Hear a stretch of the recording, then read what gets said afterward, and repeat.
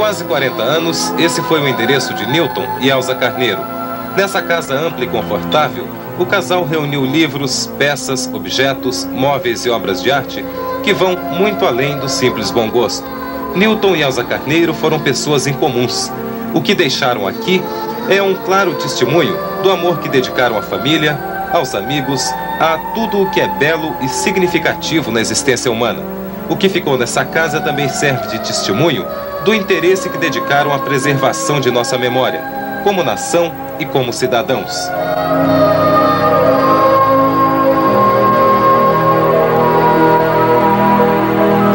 Newton Carneiro foi uma personalidade importante no Paraná das últimas 4 décadas. Como empresário, como intelectual e como político. O valioso acervo histórico-cultural, de certa forma, sintetiza sua obra. Nesta biblioteca, aqui mesmo no meio de seus livros que estudou durante muitos anos, meu pai passou grande parte de sua vida de pesquisador, intelectual, homem que, acima de tudo, gostava muito das artes, tudo que fosse ligado à iconografia, tudo que fosse ligado a viajantes, a pessoas que passaram pelo Paraná e o retrataram no século passado. Meu avô, Davi Carneiro, industrial aqui em Curitiba, grande exportador de erva mate, deu aos filhos uma educação muito ligada à Europa de então. E meu pai, por um problema de saúde, morou aos 11, 12 anos na Suíça, onde adquiriu uma vivência muito grande com o espírito europeu. Agora, tudo isso passou por um período muito grande de pesquisa em torno de atividades culturais e caricatura, a área de história dos tropeiros, história da erva mate, tudo afinal que dissesse respeito ao Paraná. E foi, digamos, o grande incentivador para que as novas gerações se preocupassem em elaborar e pesquisar uma história de um estado tão jovem quanto o Paraná.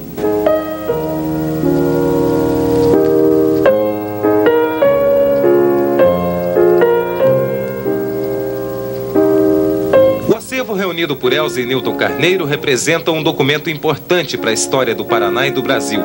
A história é contada através dos séculos, até mesmo nos detalhes da decoração. As paredes da sala de entrada, por exemplo, foram cobertas com réplicas de gravuras de Rugendas. São papéis de parede do começo do século. Ao lado da porta de entrada, a imagem de Nossa Senhora das Rosas, em pedra-sabão, uma peça do século XVIII.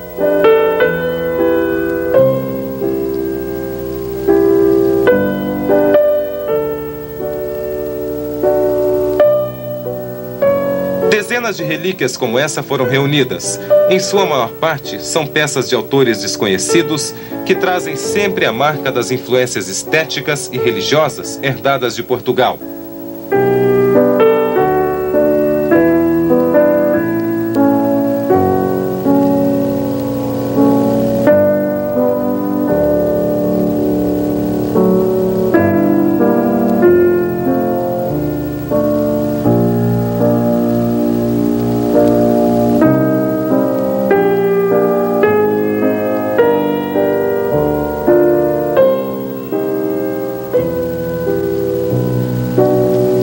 Esta maquete é um dos poucos documentos iconográficos do altar da Sé da Bahia que foi destruído por um incêndio.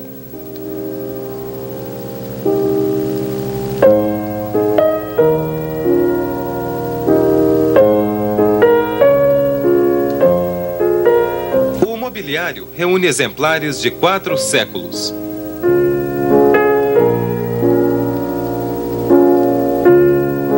Esta Esta mesa Dom João V, uma das peças mais valiosas da casa, é do século XVIII.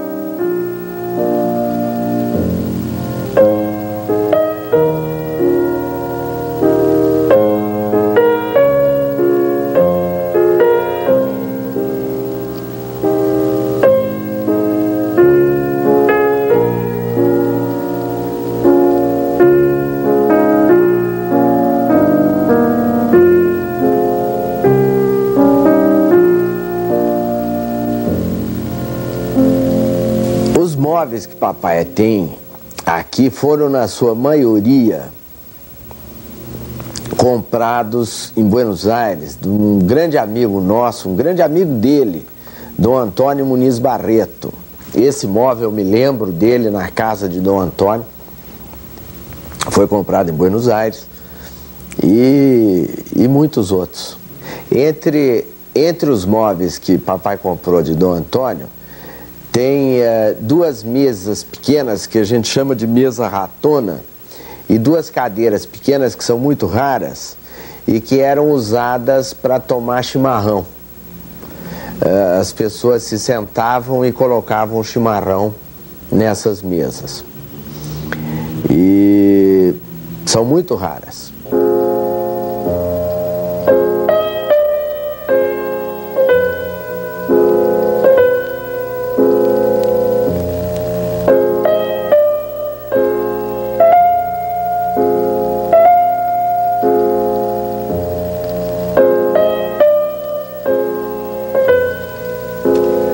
Cada peça resume a preocupação com a preservação da memória nacional. Na casa de Elza e Nilton Carneiro, a arte dos prateiros do período colonial teve um lugar de destaque. Tais peças foram produzidas por prateiros nativos ou, principalmente, estrangeiros.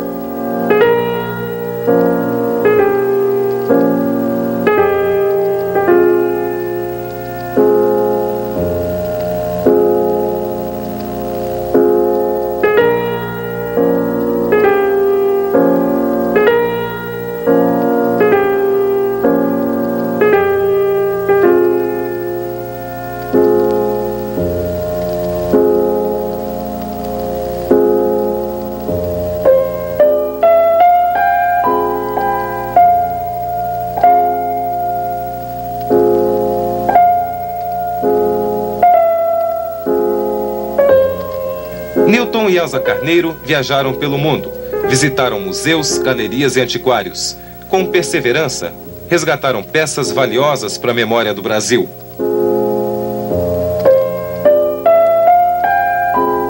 Uma coisa importante é o aprofundamento que eles nos passaram, ou seja, em cada coisa, em cada objeto, em cada livro, em cada escultura, em cada aquarela, a busca permanente do aprofundamento em qualquer segmento do conhecimento humano.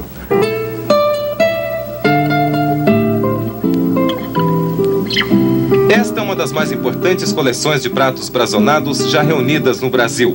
Os pratos pertenceram ao serviço da nobreza, marqueses, condes, viscondes e a própria família real.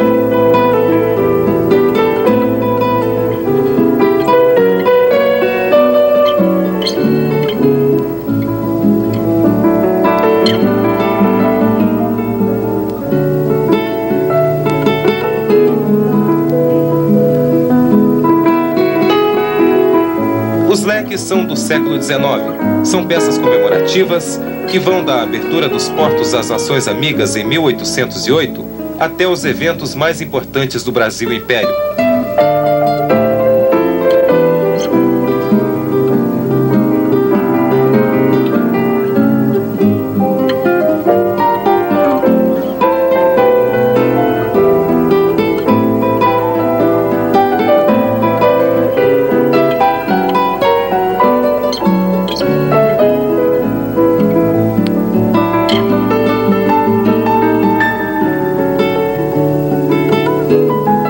Coleção importante, bombas e cuias de mate. São exemplares em porunga natural ou prata do início do século passado. Quase toda a coleção é oriunda do Rio Grande do Sul.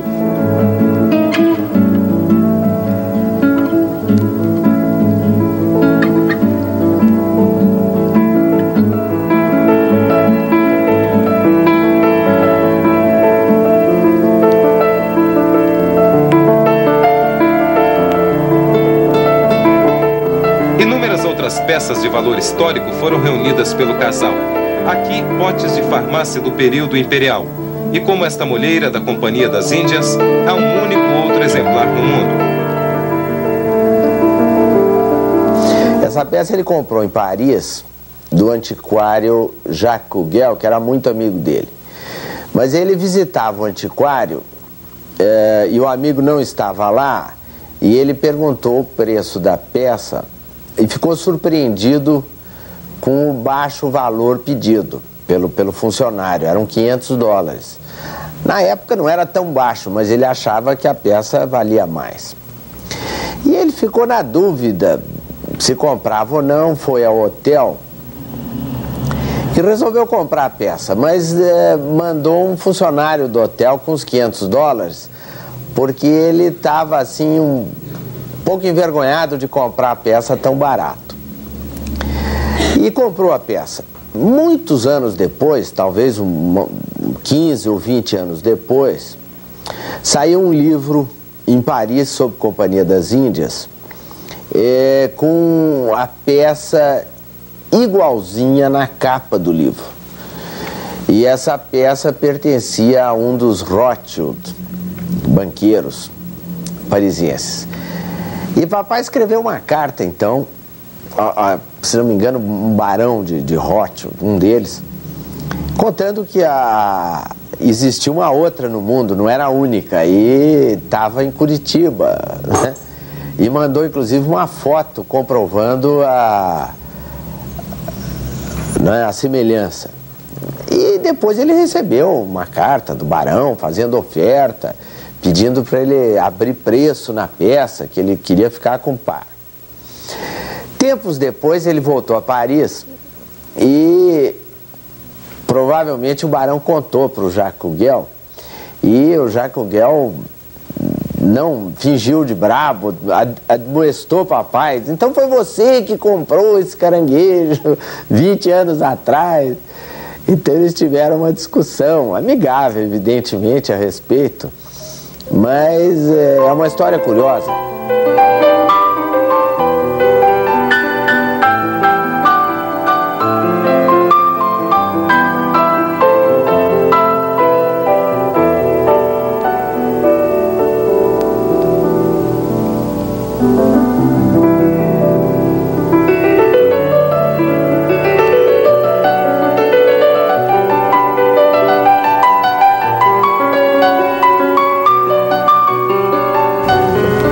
Fazia sentido entre si, ou seja, os ambientes,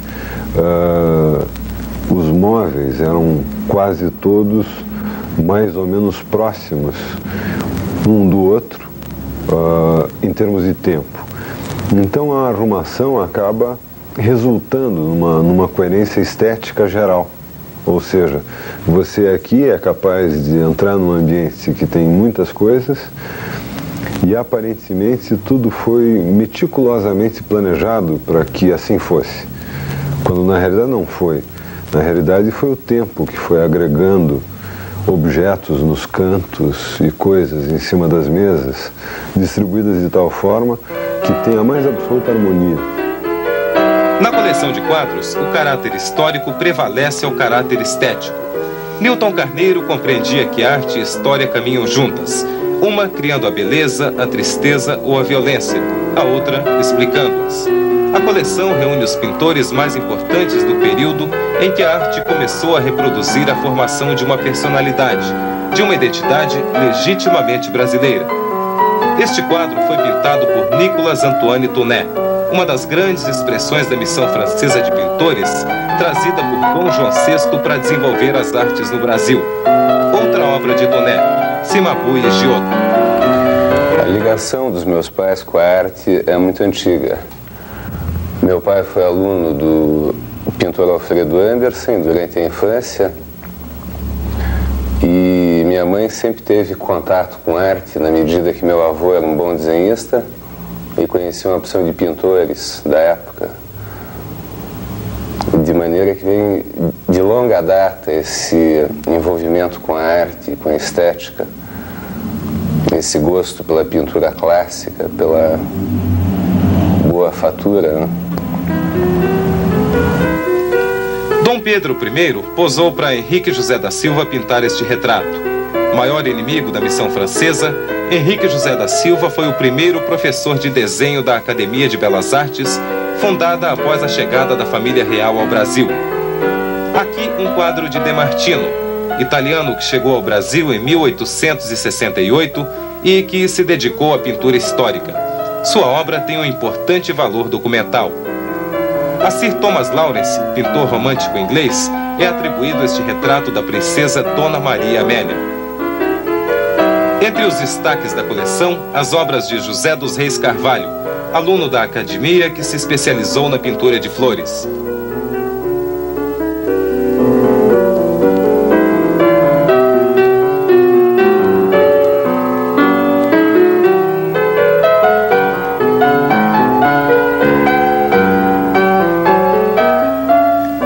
Debré no autorretrato. Debré foi um dos mais ilustres integrantes da missão francesa. Ficou no Brasil 15 anos e foi um fervoroso defensor do ensino das artes no país.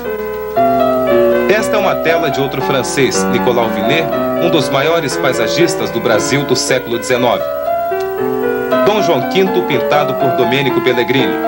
E o autorretrato de Osley, embaixador britânico no Brasil. Visconde de Pedra Branca, retratado pelo português Domingos Sequeira. O Marquês de Marialva, pintado por José Conrado Rosa. Embaixador de Dom João VI em Paris, o Marquês de Marialva foi um dos responsáveis pela vinda da missão francesa. Dom Pedro II, pintado pelo grande retratista francês Barandier. Na coleção, um dos poucos óleos de Friedrich Hagedorn. E uma aquarela de Chamberlain, que retratou tipos populares do Rio de Janeiro do século passado. Este quadro é de Luiz Auguste Moreau, francês que chegou ao Brasil na década de 1840. Dom Pedro I jovem, pintado por Augustin Esteve. A porta do mercado do Rio de Janeiro, de Auguste Petit, já no final do século passado. Pueyrredon, pintor argentino. Este óleo de Friedrich Viegan é o único documento iconográfico que mostra Anitta em campanha ao lado de Garibaldi. São aquarelas e desenhos que retratam o Paraná, feitas principalmente por viajantes dos séculos XVIII e XIX. Franz Keller,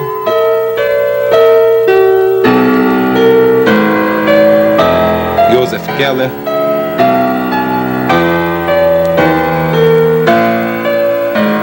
Eliot, Michaud,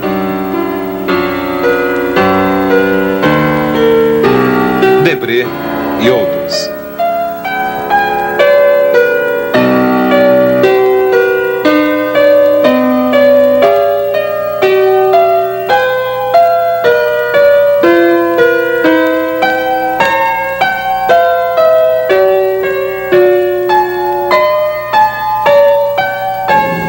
Nos outros estados da federação, dificilmente você vê que se tenha feito alguma coisa. Se perdeu muito. E o Paraná não. O Paraná é um estado que hoje, quando você se refere à cultura, a objetos de arte, a se ter concentrado a pesquisa e a descoberta de aquarelas, de viajantes, você fala de Rio de Janeiro, Paraná, Minas e São Paulo e só, porque o resto desapareceu tudo. E por isso, foi a grande contribuição de papai, inserir o Paraná cultural no Brasil. Personalidades ilustres do Brasil passaram pela casa da Visconde de Guarapuava.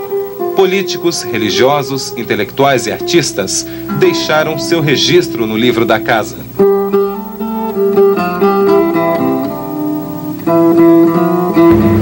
Nós tivemos nesta sala, exatamente nesta sala, presidida nesta poltrona pelo ministro Assis Chateaubriand, que naquela época dono da revista O Cruzeiro, e na presença dos governadores na ocasião de São Paulo e Minas, Dr. Juscelino Kubitschek de Oliveira e Dr. Lucas Nogueira Garcês, foi pensada na solução brasileira. Quem seria o grande candidato? Houve um silêncio na presença do representante do presidente Getúlio Vargas, que era o ministro Nereu Ramos. Houve um silêncio muito grande, alguém lembrou a pessoa do doutor Adhemar de Barros, e de repente houve um uníssono cantar do peixe vivo puxado pelo governador Juscelino Kubitschek. E nesse momento houve, para a alegria de todos, ele passou aos outros salões, trouxe as senhoras que também estavam presentes na ocasião, para essa comemoração. Aí praticamente teve início a candidatura de Juscelino Kubitschek.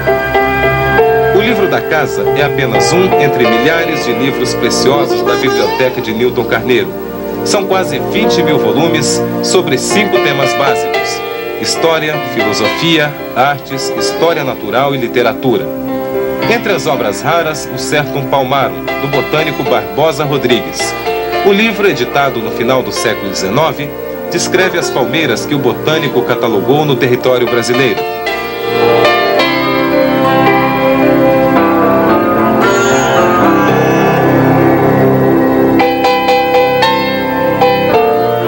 Este outro livro foi publicado em 1639. Foi escrito pelo jesuíta Antônio Ruiz de Montoya e trata da ideologia que motivou a Companhia de Jesus a instalar-se na América.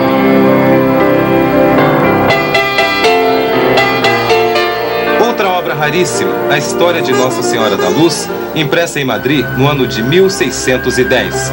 Foi escrita pelo Frei Roque de Soveral. A partir das pesquisas e do patrimônio documental que reuniu, Nilton Carneiro avançou na tentativa de pensar a história. A preocupação em deixar seu pensamento e os assuntos pelos quais se interessou por escrito se confirma nos inúmeros artigos, discursos, cartas e nos 12 livros que escreveu.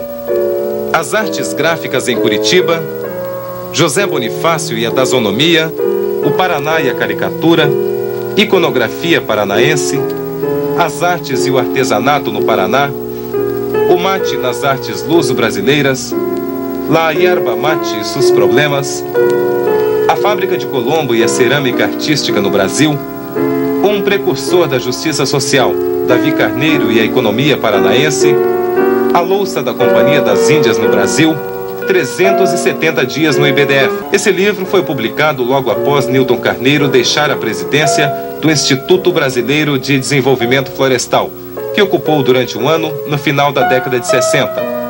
Como político, esse foi o último cargo de Nilton Carneiro, que foi presidente da UDN no Paraná, secretário da Educação e da Agricultura no governo de Bento Munhoz da Rocha e deputado federal por 3 legislaturas, entre 1954 e 1962. Meu pai foi uma pessoa, uma personalidade indiscutivelmente política, embora ligada à cultura, ligada às artes, ligada à sensibilidade histórica do Paraná e do Brasil. Ele era um homem eclético, extremamente político, voltado às preocupações do país, voltado muito mesmo para a origem e para o desenvolvimento do Paraná, de um Paraná novo que eles estavam planejando no governo Munhoz da Rocha, com a colonização dos holandeses em Castro, com a colonização japonesa no norte do Paraná, com a introdução dos eslavos e alemães em Guarapuava, em Entre Rios, fazendo uma nova etnia, criando um novo Paraná. E essa preocupação dele era muito grande, e ele era essencialmente político e também pretendia que o Paraná fosse bem representado a nível brasileiro, que àquela altura o Paraná era um estado tímido politicamente. E isso ele conseguia muito, trazendo as personalidades, como presidente da UDN, que ele foi durante muito tempo, trazendo grandes personalidades que por esta casa transitaram, como o Dr. Raul Pila, como o Dr. Nereu Ramos, como o governador Lucas Nogueira Garcês de São Paulo, que foi hóspede desta casa, com personalidades como Jânio Quadros, como Juscelino Kubitschek de Oliveira, não é? Pessoas do mais alto quilate, não só intelectual como político.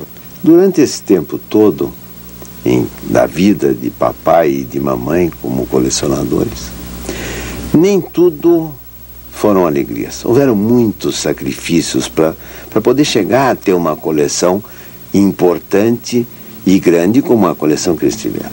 Me lembro de fatos como o seguinte: logo durante a guerra, o Titiro Matarazzo, que era da família Matarazzo, um homem industrial muito importante de São Paulo e ligado às artes, papai comprou dele uma bandeja do Conde da Palmeira. E me lembro muito bem de papai ter dito o seguinte: meu filho, esta bandeja me levou 6 meses de trabalho. Ele, na década de 50, eu me lembro que ele teve uma colheita muito boa de café, aí 1950, 51, e ele teve a oportunidade de comprar na Europa quadros de impressionistas franceses, Manet, Renoir, que ainda não estavam tão valorizados.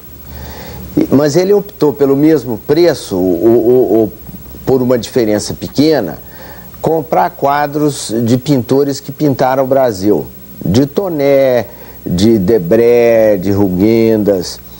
Inclusive, ele investiu em quadros de pintores brasileiros da época que pintaram retratos de personagens brasileiras. Acho que disso tudo, dos dois, tal qual pessoas, os dois, o homem e a mulher, o casal, os pais, resultou disso, para mim, um equilíbrio muito grande. E um equilíbrio muito complexo, porque composto por muitas coisas, já que eles eram basicamente universalistas, de formação enciclopédica. Então, a busca do equilíbrio, tendo tanta amostragem, pressupõe o aprofundamento, pressupõe a busca da lógica, da razão, do conhecimento em si.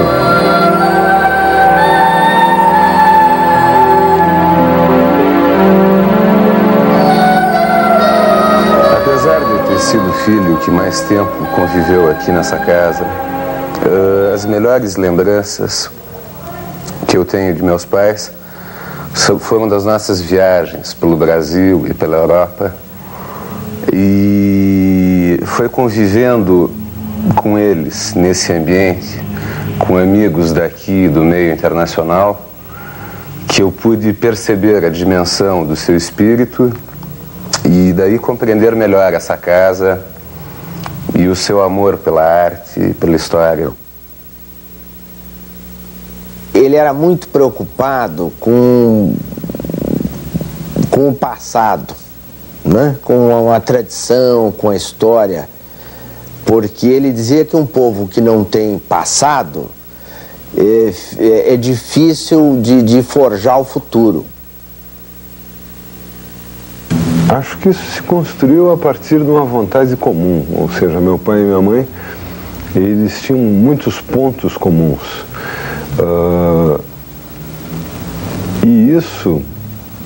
E uma convicção muito grande, ou seja, essa linha de coerência, isso é um exercício difícil, a manutenção da coerência por 51 anos, que foi o tempo que eles ficaram juntos. Olha, eu diria que a grande obra de papai foi deixar bem viva a história do Paraná e pesquisar a história recente do Paraná. Tendo acompanhado a vida do casal, a minha visão desse casal é maravilhosa. A participação de minha mãe como retaguarda, como uma pessoa sempre equilibrada, sempre resguardando a possibilidade de algum equívoco, sempre preocupada em servir bem, em receber bem, em acompanhar meu pai onde quer que ele fosse, seja nas festas difíceis das embaixadas no Rio de Janeiro, mesmo fora do Brasil, nas diversas comissões de que ele participou, nos congressos internacionais que ele presidiu, nas aulas que deu fora do Brasil, ela sempre teve uma participação ativa e constante.